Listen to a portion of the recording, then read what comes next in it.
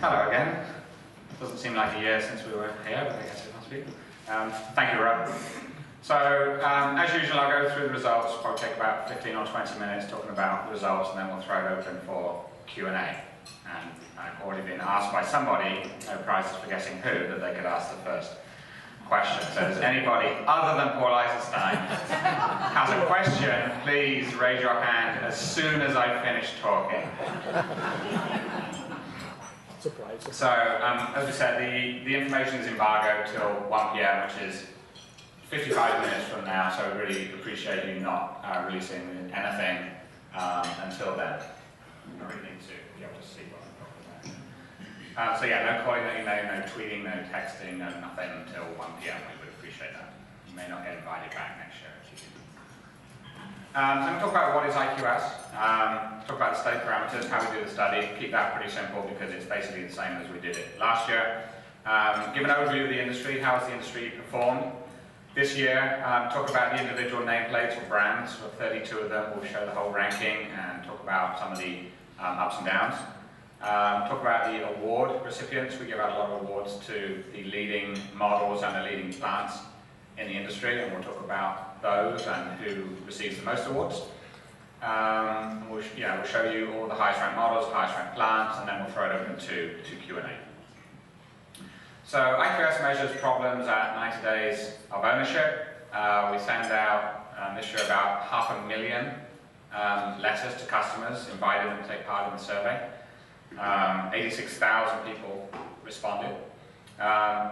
The study, although it's called a quality study, it covers what we call design problems as well as defects. And by design problems we mean not necessarily that the vehicle has been built incorrectly, but it was actually designed incorrectly. So the consumer's complaining about something that's inherent to the design of the car, not something that went wrong on their specific vehicle. And as the manufacturers get better and better at solving assembly quality, consumers turn their focus to what we would consider to be design quality. And actually the majority of problems now are of that nature. So it's not quality as you might traditionally think about it, but from a customer standpoint, a design problem is as bad, if not worse, than a defect, because typically a dealer cannot solve a design problem for them. As Rob mentioned, this is what we consider the benchmark of quality in the automotive industry, particularly here in the US. 28 years we've been doing it. Virtually every single automaker receives the results of the study, and we spent a lot of time yesterday actually with the different automakers presenting the results to them. Some happy, some a little bit sad. You'll see soon who those are. And they use this information for benchmarking and more particularly for improving the quality of their vehicles. I mean, they have a pretty good idea about their own quality, not such a great idea about the quality of their competitors. So the main purpose of IQS for them, certainly on the day that we release it, is just see how do they perform relative to everybody else. We also provide information to consumers so they can make more informed purchase decisions. They can choose to buy a high quality vehicle or often choose to avoid a lower quality vehicle. And as I said, we've been doing it in the US for 28 years. So this is a survey of 2014 model year vehicles, just 2014 model year vehicles. Vehicles that were originally registered between November 2013 and February 2014. It's exactly the same as we've done it for the last few years. Personal use vehicles only, so no fleet vehicles in study. We send customers a letter and invite them to take the survey online. So everybody who completes the survey does it online. We don't do paper surveys anymore for this. The survey was fielded earlier this year. We completed fielding sort of at the end of May, so it's a pretty tight turnaround from then to today to get all the results tabulated and out. Say 86,000 surveys, or so 86,000 surveys completed. It's more than it has been for the last few years. We have 32 brands ranked in the study. We have 207 models ranked in the study, and exactly 150 assembly plants ranked in the study. So it's pretty extensive analysis. How we do the study is we basically give customers a list of 233 different problems that they might have had with their vehicle and ask them to identify whether they had indeed had any of those problems on their vehicle. And I'm sure at some point someone will ask a question about recalls, so we'll deal with that right now. people will only report a problem if they experience it on their actual vehicle. So the fact that their vehicle may be recalled for some purpose, typically consumers won't report that as a problem because they have not experienced it on their vehicle. My vehicle was recalled. I have no idea what they're talking about in the recall notice. I haven't experienced that problem. I wouldn't report it as a problem on my car, and nor do the 86,000 consumers who respond to the survey. So any correlation between this study and recalls is pretty much non-existent. Recalls are actually a pretty poor measure of vehicle quality. So these 233 problems are grouped in 8 categories that you see here. Increasingly, items like audio, entertainment, navigation, communication is kind of the core of where a lot of the problems exist. Sort of traditional areas like paint, like engines, like interior materials are kind of declining in terms of importance, and consumers are much more concerned about the functionality, the ease of use, and frankly, whether or not the audio system, the entertainment system, the navigation system works properly. So that's actually now the majority, or at least the largest share of problems is in that category. How a consumer thinks their vehicle is going to hold up over time is still, as it has been for forever, the number one reason they'll choose Model A over Model B. So when a consumer goes through the thought process as to what vehicle to buy, they'll narrow it down to a type of vehicle typically. Do I want an SUV? Do I want a four-door sedan? Do I want a sports car? They'll sort of think about the size, they'll think about the broad price range. Am I in the premium market? Am I in the mass market? Once they've narrowed it down to a fairly short list of somewhat homogeneous vehicles, when they finally come to decide which of those similar vehicles they'll choose, their expectation of the reliability of the vehicle is the number one reason why they choose Model A over Model B, slightly ahead of the exterior styling of the vehicle and then a number of other reasons. So this issue of quality and reliability is still at the forefront of consumers' minds. However much quality improves, customers' expectation of reliability still drives their purchase decision to a great extent. We also know that quality has a direct and meaningful impact on subsequent loyalty. Even problems experienced in the first 90 days of ownership have a significant impact on whether or not the customer actually buys the vehicle again. I won't go through all this data in detail, but what it says is when we look back at past IQS studies, look at how many problems people report, and then we have the ability to follow that customer until they trade in that vehicle, and then find out what vehicle they subsequently purchased, we can see that customers who report 0 problems at 90 days of ownership, when they come to replace their vehicle, maybe 3 or 5 years later, almost 57% of those people with no problems buy the exact same brand of vehicle again next time. For customers who report just a single problem in the first 90 days of ownership, that number falls to 53%.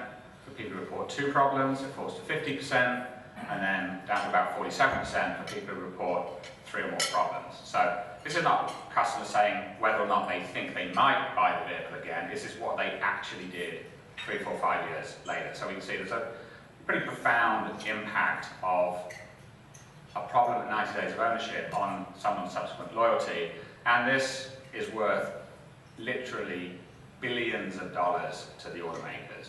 Every percentage point lost of loyalty is hundreds of millions of dollars to an automaker, and so this is very important. This is having high quality doesn't cost you money.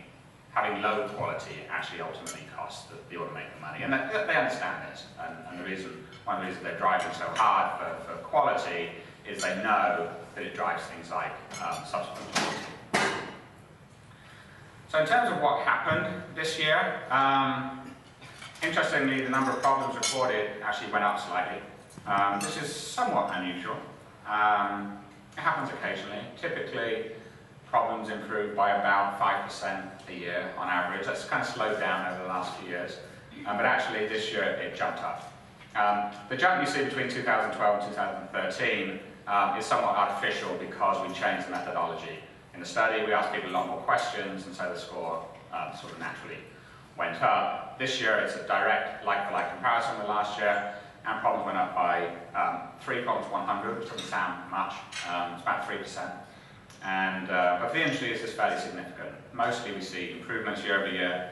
This year we saw the industry actually fall back a little bit. And there's a couple of reasons for that, which I'll talk about. The top problems that consumers report are actually exactly the same as they were last year, slightly different order, but exactly the same top 5 problems. This issue of voice recognition is bedeviling the industry. Right now, it's a very significant issue across the industry. Cars are being designed assuming that the voice recognition system is going to work perfectly, and they almost never do. And I don't believe it's just because I have a funny accent that mine doesn't understand me. Maybe it is, I don't know. Because a high proportion of consumers complain about the voice recognition systems in their vehicle, more than they complain about any other single feature. And this is a really big issue for the industry. The industry is working very hard to solve it. They're not there yet. They will get there at some point. But right now, this is the #1 thing that's on consumers' minds, and really a significant frustration for them as they drive around. Second issue is the ability of the car to pair with their mobile phone. So welcome to 2014, I guess.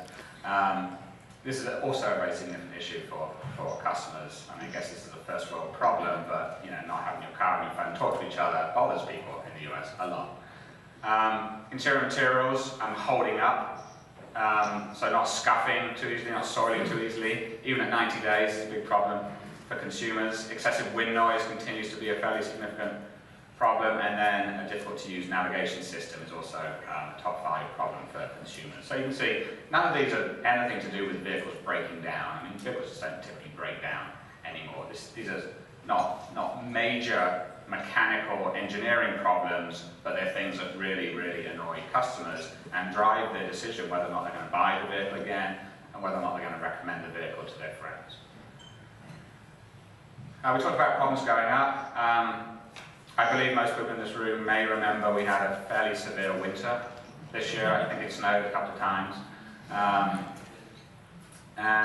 What we noticed when we looked at the data was that this increase in problems is kind of confined to the cold places in the US. So we live in the grey area here.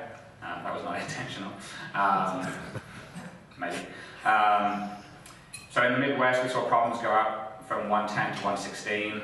In the Northeast, who also had some pretty bad weather, they went up from 113 to 120. Down in the South, they pretty much stayed flat, and over in the West, they pretty much stayed flat. So the increase is largely confined to cold weather areas. And then when we look at what increased, it was engine and transmission. Engine won't start. Transmission hesitates. It's not smooth. I've got problems with paint, I've got problems with my exterior moldings, I've got problems with my heated seats not getting hot fast enough, I've got problems with my ventilation system not clearing the windows, I've got problems with my AC, I've got problems with my heater. Almost all of the increase we saw was around things where an extremely cold climate will have a significant effect. I mean, the automakers spend a lot of time testing their vehicles in obviously extreme climates, but still consumers are complaining that the vehicle is not responding as well as they would like to some of these extreme temperatures. Okay, so the nameplate ranking. This is kind of the headline, if you will, headline chart that we'll show in the press release. Lots of ups and downs. I wish I could see it. There we go. So 32 nameplates. So what we see here is a green arrow means the nameplate improved in ranking, not necessarily in score, but in ranking. An orange down arrow is a nameplate that fell in the rankings, and then a blue sort of side-to-side arrow is the few brands which stayed exactly in the same place in the ranking. So if we go down the list, Porsche for the second year in a row is the #1 manufacturer by some distance. 911 is really good. The Cayenne is really good. The Boxster is really good. The Panamera is the single lowest problem vehicle in the entire industry. So if anyone who's in the market for a Panamera, lucky you on several counts.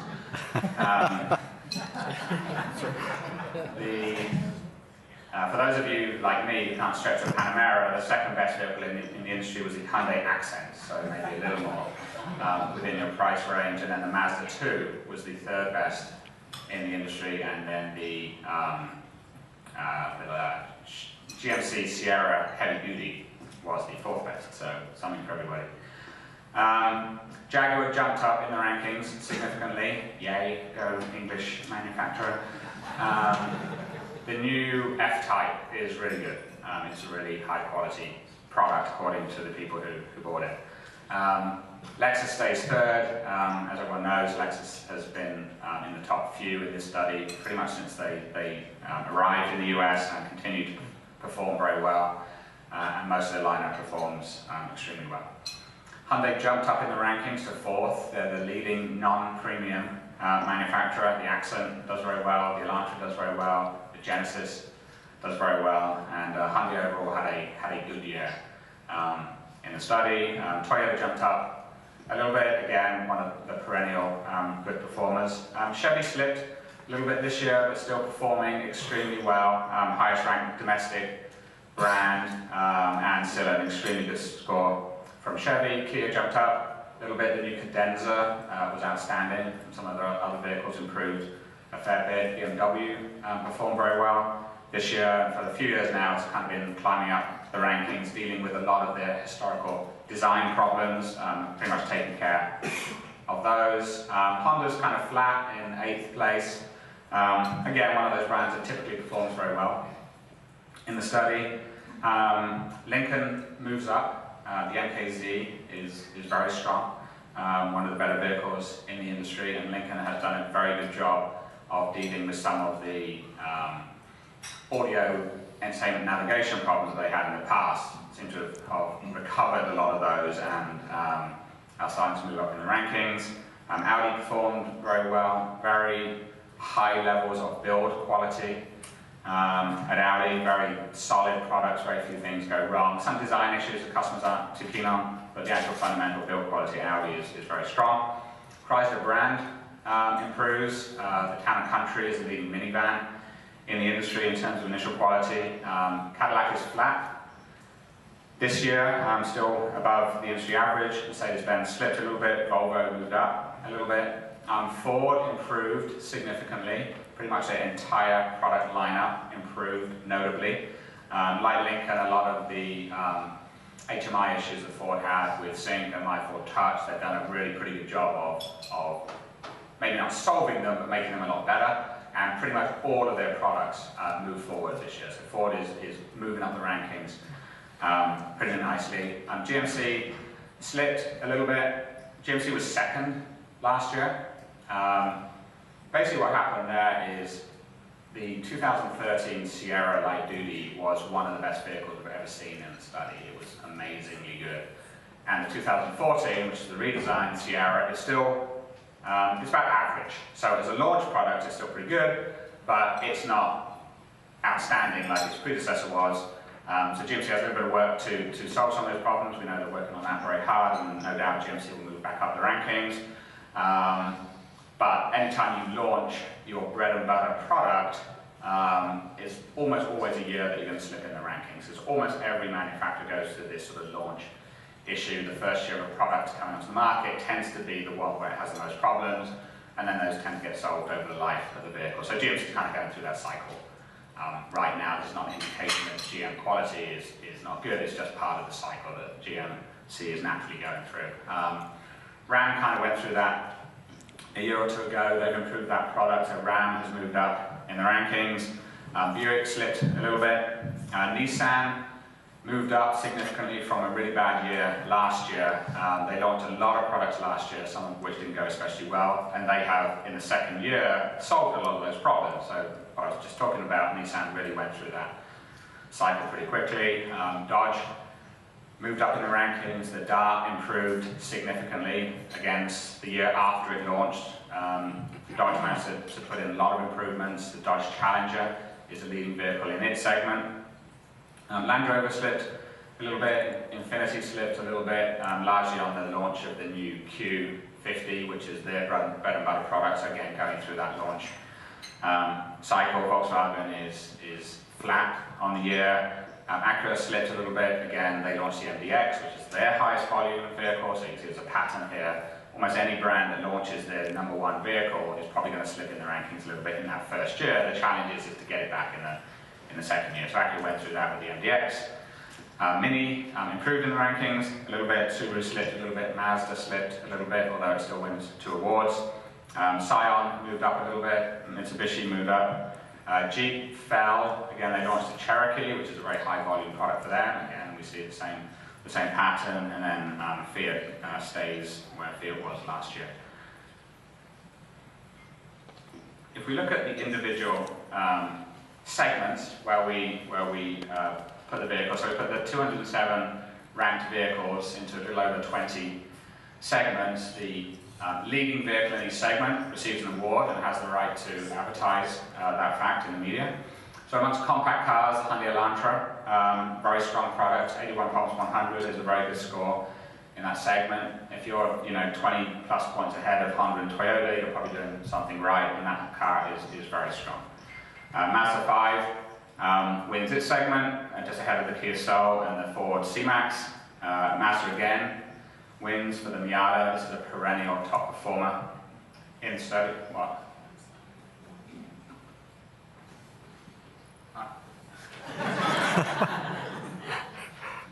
See, I can't see this screen. I need to hold this up. The Hyundai Accent is a very strong performer, as you can see, in the small vehicle segment. 65. It's the #2 vehicle in the industry. I have no script, as you can tell. It's the #2 vehicle in the industry. Right behind it, as I mentioned, is a Mazda 2. 66 is the third best vehicle in the industry. We have an interesting, I should have just gone to this slide, right, and then we go back to it. The small SUV segment, we had a 3-way tie, which is pretty unusual. It's unusual to have a 2-way tie. We managed to have a 3-way tie this year. Last year, the Buick Encore and the Kia Sportage tied in the segment, and this year they're still tied. We just can't keep those two apart. At 111, and this year they're joined by the Nissan Juke. So those 3 vehicles all score exactly the same. So the Encore has been on the market for 2 years, and it's won an award for 2 years. The Sportage is also a repeat winner, and then it's joined by the Nissan Juke. This chart, which is what I was looking at when I was talking a few minutes ago, so the Elantra, we talked about that, the Mazda 5 performed very well, the Miata, the second award winner for Mazda, and then in the compact SUV segment, we have 2 kind of twin products almost, the GMC Terrain and the Chevy Equinox, which both perform extremely well. The Terrain just sneaks it ahead of the Equinox. But again, 85 and 87 are very, very strong results for those 2 vehicles, some way ahead of the Toyota FJ Cruiser. Taking a step back, it's interesting that, I'm not sure what this is reflective of. GM, well, you'll see as we go through, GM wins more awards than any other manufacturer. They win 6. Last year they won 8. This year they won 6. Both years they were the #1 in terms of the most awards that they won. We did our vehicle dependability study about 4 months ago. They had more award winners than anybody else. So for 3 quality studies in a row, GM has had more award winners than any other manufacturer. Now you may argue, well, they have more vehicles than any other manufacturer. They should win more awards, but you still got to win them, and they've done a really good job of doing that. So GM wins 6. Hyundai and Kia collectively win 5. And Toyota wins 1, and Honda wins 1. So the kind of things have shifted. A few years ago, Toyota would win the most, and then Honda would win second most, and then there would be a few left for everybody else. Well, it's completely different now. There's much more parity in terms of quality. I mean, Honda and Toyota are still building some really good, strong products, but so do lots of other people. And this year is kind of interesting that they're still pretty high in the nameplate rankings. They just don't have the best vehicle in very many segments. So, GM gets 6 awards, and Toyota and Lexus and Scion combined have 1, and Honda and Acura combined have 1. Things have changed. So the one that Toyota does win is the Lexus ES. Strong product, it's always been a pretty good product in the study, ahead of Acura and the new BMW 4 Series in that segment. The Boxster wins its segment. The QX50, which is the old EX, wins its segment ahead of the Q3 and the Audi sorry, the X3 and the Audi Q5. Strong GM product, Chevy Malibu, second year after it was redesigned. Very, very good improvement this year. It scores 76, is some distance ahead of the Sonata and the Camry, and wins the very important, very competitive mid-size car segment. The one award that Honda does receive this year is for the Honda Ridgeline, so their pickup truck. The Dodge Challenger leads in the mid-size sporty car segment ahead of the Camaro. Ford wins a couple of awards. The Edge wins its segment. Again, very important, very competitive segment. You can see how close those scores are, but the Edge just edges out the other vehicles. And a couple of years ago when they launched the Edge with My Ford Touch, it didn't go so well. And they've clearly solved that, and it's now the best vehicle in the segment. Chrysler wins the minivan segment ahead of Toyota and its sister Dodge. Hyundai Genesis wins the very competitive mid-size premium car segment. This is not the Genesis they showed the other day, it's the previous generation. You can see Lincoln performing very well there with the MKS. Porsche 911 wins its segment ahead of the Jag F-Type, which you can see performs pretty well. Lincoln MKX wins its segment with a 69, which is an extremely good score ahead of the Cayenne and the Infiniti QX70, which is the old FX. Kia Cadenza, it launches into the market with 81, which is a very strong score. Now, the Cadenza had existed in Korea for a couple of years, so it's a launch in the US market, not a brand new vehicle to the world. But again, it comes in with a very high level of quality.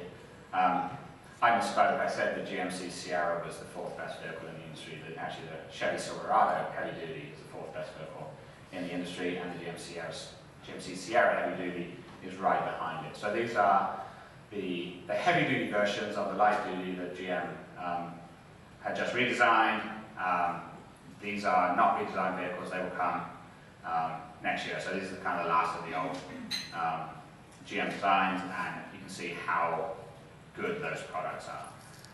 The F-150 in the light-duty pickup segment wins by some margin over Toyota and Ram. 74 is a good score. Again, when F-150 launched, it was not particularly strong, and they've made some significant improvements to that vehicle. GM dominates the large SUV segment. The Suburban and the Yukon tie with each other ahead of their sister, the Tahoe, and then ahead of the Ford products and the Nissan and Toyota products in this segment. Very, very strong segment for GM.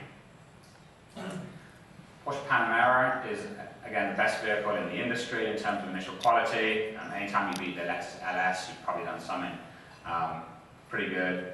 And then the QX80 from Infiniti leads in its segment, and this is the older QX. In terms of, let me take a step back. In terms of the plant awards, here the numbers are going to look really, really low because for plants we only include defects. We don't include design problems. So if you designed a car which has some design issues, the plant really doesn't have anything much that they can do about that. If you have a navigation system that's difficult to understand, the plant can't solve that. So we only include defects where the plants do have some control over the quality. It's funny, last year we talked about a Toyota plant in Indiana, Lafayette, which scored 14, and I think I used the word ridiculous to describe 14. I said, that's a ridiculous score, no one's going to do that again. Okay, so here they are with 12 in Cambridge. So I should probably stop talking about Toyota assembly quality as being ridiculously good. But it is ridiculously good. 12 is just a silly score, frankly. I've been up there a few times. They really know what they're doing up there. So the RX they build up there is a phenomenally good product in terms of assembly quality and has 12 problems per 100. So for every 8 cars they send out of there, one of them has one defect on it, which is kind of crazy. Following behind in the Americas is Ingersoll, which again is up in Ontario, so those Canadians know something about building cars. So this is where they build the GMC Terrain, which, as you saw, won its segment. The Chevy Equinox, which was right behind it in the segment. This is where they build them, and the assembly quality is outstanding. 20 is a really, really good score. And then down in Spartanburg, in South Carolina, BMW is also doing a pretty good job building the X3.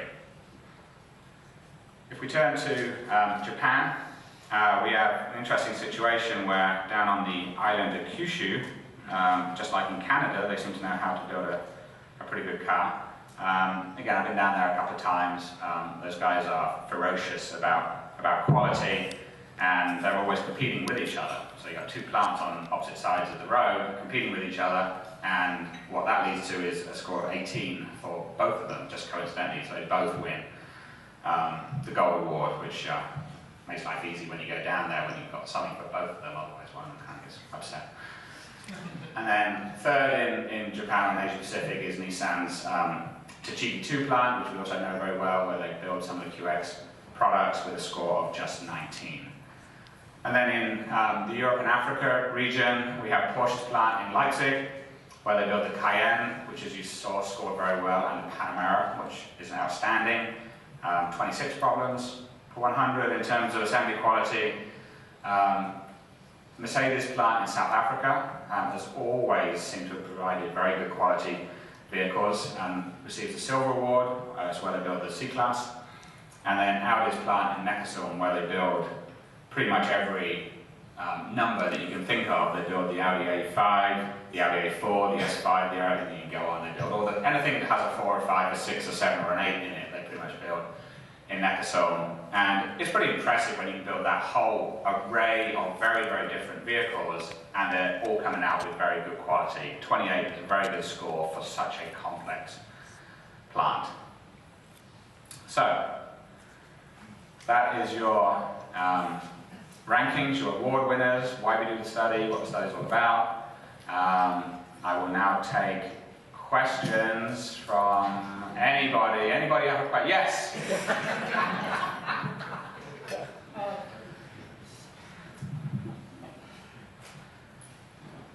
I assume you present this data to the manufacturers. Yes.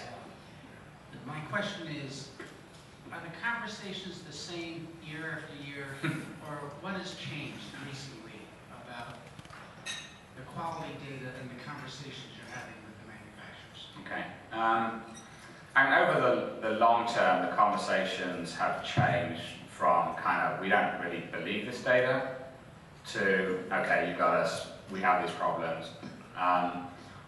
One of the things we've noticed is that the manufacturers' own internal systems are so good these days in terms of the sensors that they have, from warranty data, from their dealers, from their engineers, from their captured test fleets, that it's fairly unusual for us to tell them anything about themselves that they didn't already know. What we're doing is putting it into context and telling them things about their competitors that they didn't already know, that we got from consumers, so the manufacturer can put it into context. So if they think they're building a really good product, they see how that stacks up against everybody else, and sometimes they realize, okay, we're not quite as good as we thought we were. They look at systems that competitors put into their vehicles, and we measure the quality of those, and they say, okay, well, that didn't go so well for them, maybe we won't follow down that road. But the conversations are they're very grown up. Obviously, if we're going to present a ton of awards to GM or Toyota or whoever, it's a pretty happy meeting. If we're going to some other manufacturers, not so happy. But it's always a very grown-up conversation. They understand the issues. They understand that we're here to help, and we do help a lot of them. And so they're very in-depth, grown-up conversations.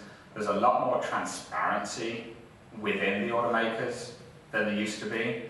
There used to be sort of little fiefdoms of researchers, and we would present to them, and then they would sort of decide what they would tell their senior executives. Now we tend to present to the senior executives, so everybody gets the information all at the same time, and there are very open, honest conversations about what to do about some of the problems, and we're part of those conversations. So it's just a much more positive experience these days. We don't go in, we're not fighting with these automakers about the results, we're helping them understand them and trying to help them solve some of the issues. And for the most part, we're telling them things that they already know about themselves. It's just sometimes the kind of the scale of the issue and how that relates to some of their competitors, which sometimes kind of catches them off guard. Mr. Eisenstein. Thank you so much. You're very welcome. How long do we have, by the way? I think about a 7-parter here. Okay. Yeah, just two things. Yeah. First, can you talk about the correlation between IQS and VDS and how that shifted? Yeah. The second thing, let's drill down to the issue of infotainment and related technology. Ford, you said, seems to be doing something. They sort of led the way, the industry into the technology. They led the way for the industry to screw up. So talk a little bit about what they're doing right and what you're seeing elsewhere, especially as people are adding more and more every year to the point where cars are becoming virtually autonomous. Sure. Okay. So first question, the relation between IQS, this study, and VDS, which is a 3 years in ownership study. There's still a strong correlation. Vehicles that perform well in this study will typically perform well after 3 years. But it's sort of changing, because VDS typically focuses more on the defects on the vehicle, although that itself is changing. Some of the design issues will not be asked in VDS because they're not dependability issues per se, they're just poor design issues. So the relationship is changing a little bit, but it's still pretty strong. If you want to predict the vehicle dependability study in 3 years' time, take this nameplate ranking, and that's kind of your best guide to what it will look like in 3 years' time. So the relationship's still pretty strong, but it's not as strong as it used to be, because the two studies are intentionally measuring sort of different things, and probably more so now. Right now, although, spoiler alert, we're redesigning the VDS study for next year, and it will actually start to look a little bit more like IQS again. And one of the debates we're having with the industry is, if your voice recognition system still doesn't work after 3 years, is that a dependability issue? It's a problem for the customer at 3 years of ownership, right? I mean, 3 years later, it still doesn't understand what you're saying. That's a problem for the customer. Is it a problem that we should measure in a dependability study? I don't know. We think it probably should be, but some manufacturers think it probably shouldn't, especially those that don't have very good voice recognition systems. Sorry, long answer. Unusually, the answer is longer than the question.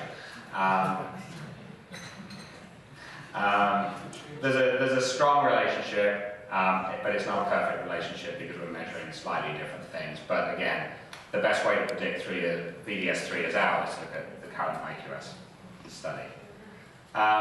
In terms of infotainment, this is easily the biggest challenge facing the industry right now, certainly in the developed markets. And to Paul's point, Ford, I think we talked about this 4 years ago, and we used the phrase Ford took one for the team. They kind of led the industry, certainly the mass market, into this arena, and they got beaten up mercilessly by consumers and by you guys for it.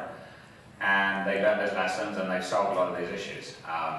And what we're seeing now is a lot of other automakers who are sort of looking on from the sidelines somewhat smugly, are now sort of going through that same challenge, but they've also learned from Ford's situation, and really what they learned was that Ford probably went too fast too soon, got ahead of what consumers were ready for. I think they would admit that, and so what they're trying to do is make the systems more, well, not just Ford, but any infotainment system. There's sort of 3 main types of problems. One is it's not stable, so it will freeze, it just won't do what it's supposed to do, which is a defect. Another is it's slow to react. And the third is it's just so too complicated. Well, Ford had all 3 of those. And they've largely solved most of those issues. So they're pretty stable now. The latency is much better. So you press a button, something happens pretty quickly, and people are keeping pressing the same button, something happens. And then they start to make them simpler. It's more obvious what to do. The menu structure is simpler. And a lot of other manufacturers have looked on and said, okay, we're not going to go as far as they went, we're going to take a little bit of step back. And some, like Hyundai, have done a pretty good job of it, and others are going through the same pain. But I think Ford now is actually in a pretty good position You know, they went through the fire, they come out the other side, almost all of the vehicles have these systems, they're working reasonably well. Ford is above average, having all of their vehicles having these complex systems, and they learned a lot in the last few years. I think they're pretty well positioned, and meanwhile, a lot of the other manufacturers are going through this. They're probably not going to go down as much as Ford did, because they learned some things. But this is never going to end, because there are more things that people want to put on cars. Consumers are demanding these functionalities. They're then complaining when they don't work the way they want them to. But when you look at what phones are doing and what TVs are doing and what lots of other things are doing, consumers expect their car to do at least that. And so it's not like we've got to the end here. We're just kind of 1.0, and then someone else is going to come out with something else. And it's never going to end. One fast follow-up. Is it possible that when you do the VDS, some of the things that people report as a problem, particularly with voice control, they won't see it as a problem? Correct. After 6 months, you learn, oh, I can't say pair phone, I have to say phone, Bluetooth, pair phone. Yes. So all of a sudden I know what to do and it's not a problem.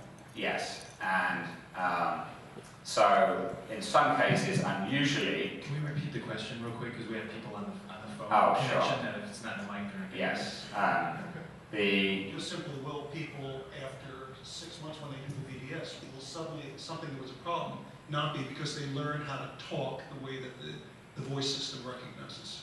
That will happen in some cases, that either the vehicle will learn the customer, or the customer will learn the vehicle, and something that was a problem early on will no longer be a problem. We see that in other design areas. Customers kind of get used to, okay, the cruise control does it this way, the windscreen wipers stalks are on this side, not this side. So customers learn and tend not to report those problems later on in VDS. Now, some consumers, Exhibit A, just give up. And, you know, so if you ask me in 3 years, does my voice recognition system recognize my voice? I have no idea. I haven't talked to it for 2 years. So I probably would still report it as a problem, because a lot of people literally give up. They don't learn it, the vehicle doesn't learn them, they just stop, and then it's sort of subjective as to whether they would still consider that to be a problem. But a lot of stuff does get learned, and a lot of manufacturers, you know, we sort of beat them up in IQS because they have a system that's different to somebody else. So someone who's coming in from another brand and is faced with something unusual may report it as a problem, and the automaker will say, well, wait, after 6 months they'll figure out that this is actually better than what they had. And sometimes that's true, and sometimes it's not. Yeah, hi, Todd Less with Automobile. A couple of questions. One, kind of digging deeper into the nav and infotainment systems. Do you have any detail on whether there's any more or less satisfaction with the cars that now have, say, redundant knobs for radio versus just pure touchscreen? And the second question is on the kind of the light, the emerging autonomy systems. You have a few cars now, Infiniti Q50, Mercedes S-Class, and a couple of Acuras that will do a little bit of light steering for you. Do you have any kind of response on those? Sorry, what was that? Could you ask the second part? The second part is whether you've had any kind of feedback, either positive or negative, on systems in cars like the Infiniti Q50 and Mercedes S-Class that will not just have active cruise control, but combine that with some light steering on freeways, for example. Okay. Generally speaking, the vehicles that have redundant controls will perform better in terms of satisfaction, because you're giving the consumer choices and they will figure out the one that they like the best. As long as they don't feel like, and we're talking more now about satisfaction than quality, the two are obviously linked, but it's not quite the same thing. You're giving consumer choices. As long as they don't feel like they're paying excessively to have all those different choices, then they're going to be more or less satisfied. So I don't think consumers really consider having redundant controls as a particular expense that they're incurring. So generally speaking, consumers will gravitate towards what they like. So I would typically use steering wheel controls, and satisfaction will be pretty high, compared with a manufacturer who kind of insists the customer goes down one road, and if that road isn't particularly satisfying, the consumer's going to be pretty upset. We don't have any specific data on the Q50 S-Class kind of light steering. What we are finding is that some of these safety systems, like blind spot detection, like lane departure warning, which sends off alarms and seat vibrations, some consumers get annoyed by that if it is overly sensitive or if it is unpredictable. And we have a lot of consumers, writing in comments like, well, yesterday the same thing happened and all the alarms didn't go off, and today they are going off. So is it me or is it the car, and what do I trust?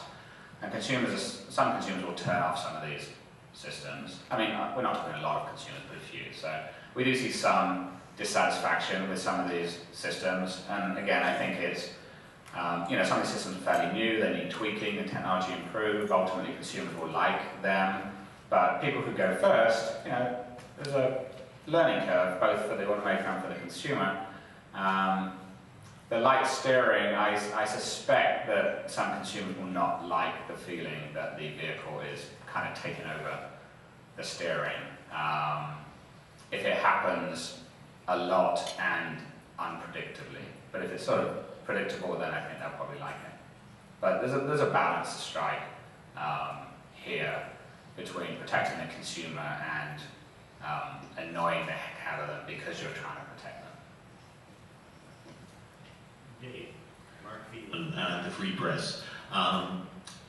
The Fiat number was horrendous, and that looked like something out of the 1980s.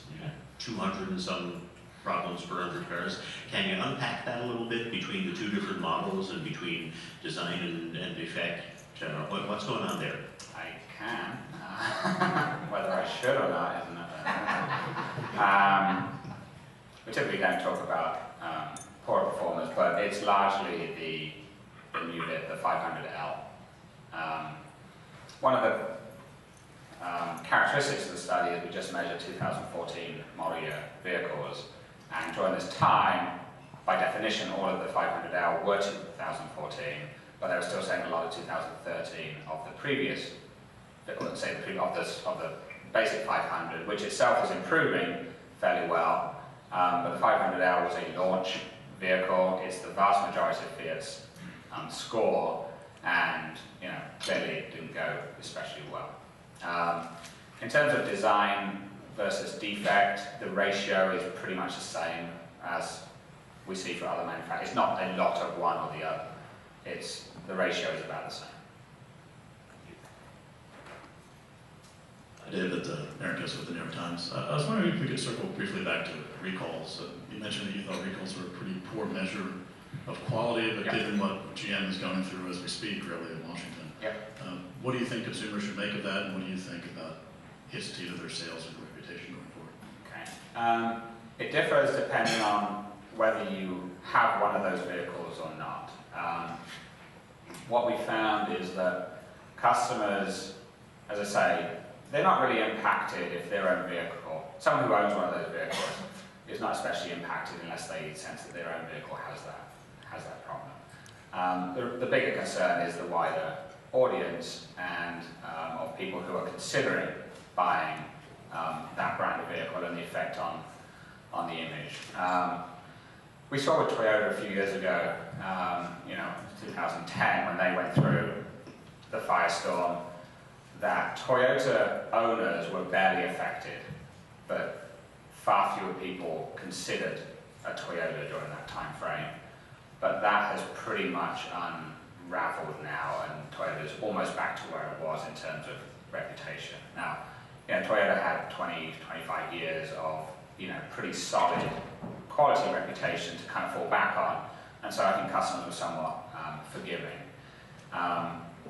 GM isn't in that same position where they don't have the quality image that Toyota has, and so it's a little more risky for them. I mean, all the data we have right now suggests that people are still buying GMs every bit as much as they were before, maybe more so. GM sales are actually looking reasonably good right now, and they don't seem to be having to give cars away. So I think it doesn't seem to have had a big such a big impact. I think it's helped by the fact that a lot of the vehicles that were recalled are pretty old designs. They're not even available on the market anymore. So the fact that GM has recalled a Cobalt probably isn't going to affect someone who's thinking about buying a Malibu right now, because people sort of make that distinction. The Toyota is a little bit different because they're recalling cars that were being built pretty much at that point in time. So that has a big effect too. Clearly it doesn't help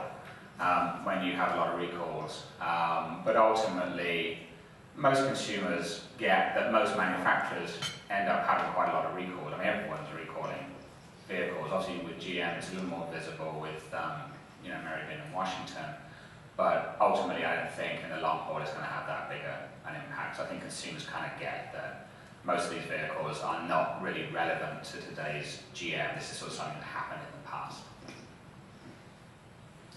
Hi Dave, Christy Swinesburg from Ward's Auto. Hi. I was wondering if any vehicles launched well that were new, and also how green vehicles performed in this year's survey. Okay. Yes, there are a few vehicles that launched well. Not many. This wasn't a great year for launches. The Kia Cadenza, as I mentioned, won its segment. Obviously it's a low volume vehicle, and again, it was a launch in the US. It wasn't truly a global launch because they've been selling it in Korea for a couple of years, and it's essentially the same product. But that one performed extremely well. I'm trying to think of another one that actually launched exceptionally well. I cannot think of another one. The Avalon. Sorry? Avalon? The Avalon Large was not a launch this year. It was, I think it was last year. Emergency refresh on the Malibu. Sorry? The emergency refresh on the Malibu. The refresh on the Malibu again was a 13 refresh. I'm looking at my friends from GM, and it's a 13 refresh. It launched well at the time. It was fourth in its segment. Now it leads its segment. So they quickly got it. So I would say that was a good launch, but that was a last year launch, as I recall. Sierra. GMC Sierra. The new 14 light-duty Sierra did not launch especially well. It was a competitive launch, but its challenge was